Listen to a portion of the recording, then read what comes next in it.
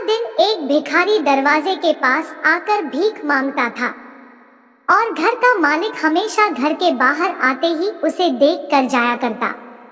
कई बार उसको गालियां भी देता था। वो कहता, तू जिंदा ही क्यों है?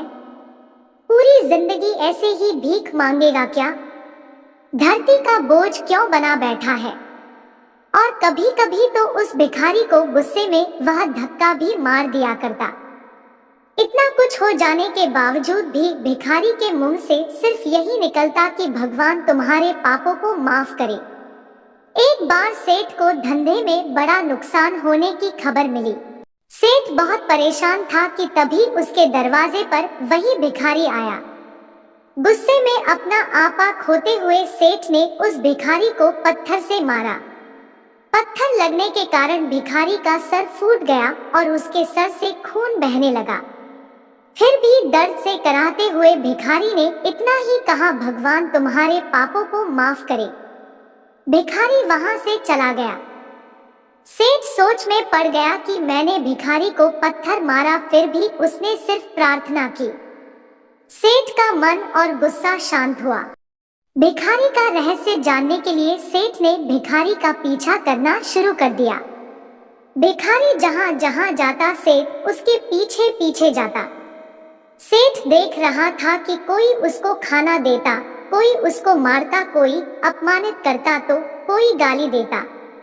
लोग भिखारी के साथ चाहे जैसा व्यवहार करते, लेकिन भिखारी सबके लिए एक ही प्रार्थना करता, भगवान तुम्हारे पापों को माफ करे। अब रात होने को आई थी। भिखारी अपने घर जाने के लिए लौटा और वो अपने घर पहुंच गया, लेकिन सेठ अब भी उसका पीछा कर ही रहा था। एक पुरानी टूटी हुई खटिया पर एक बूढ़ी औरत लेटी हुई थी, काफी कमजोर और बीमार लग रही थी। वह भिखारी की पत्नी थी। अपने पति को वापस आता देख वह खाट से उठ खड़ी हुई। पत्नी ने अपने पति के भीख वाले कटोरे में देखा, उसमें सिर्फ आधी बासी रोटी थी। उसे देखकर वह बोली, आज बस इतना ही मिला? और हाँ, आपके सिर से खून निकल रहा है, ये चोट कैसे लगी? बूढ़ा भिखारी बोला, आज बस इतना ही मिला, किसी ने कुछ दिया ही नहीं। सबने गालियां दी और एक ने तो पत्थर भी मारा, इसीलिए मेरा सर फट गया। एक गहरी ठंडी सांस लेकर बूढ़ा भिखारी फिर से बोला, यह मेरे ही पापों का फल है। तुम्हें याद है कुछ सालों पहले हम कितने अमीर थे? क्या कुछ नहीं था हमारे पास? हमारे पास हर चीज जरूरत से ज्यादा थी, लेकिन हमने कभी दान नहीं किया। और उससे भी बुरा हमने उस अंधे भिखारी के साथ किया जो हमारे द्वार पर भीख मांगने आया करता था। बूढ़ी पत्नी की आंखों में आंसू आ गए।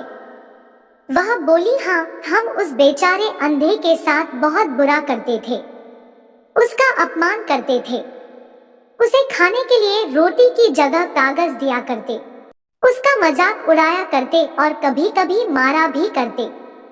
मैंने कभी उसको रास्ता नहीं दिखाया। एक बार तो मैंने उसके मुंह पर मिट्टी भी फेंकी थी और वह हमेशा दुखी होकर यही कहता था कि भगवान तुम्हें तुम्हारे किए की सजा देगा, भगवान तुम्हारे पापों की सजा जरूर देगा।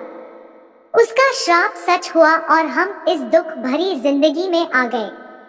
भिखारी बोला, हाँ, उसका श्राप सच हुआ, इसलिए मैं किसी को बद्दुआ नहीं देता।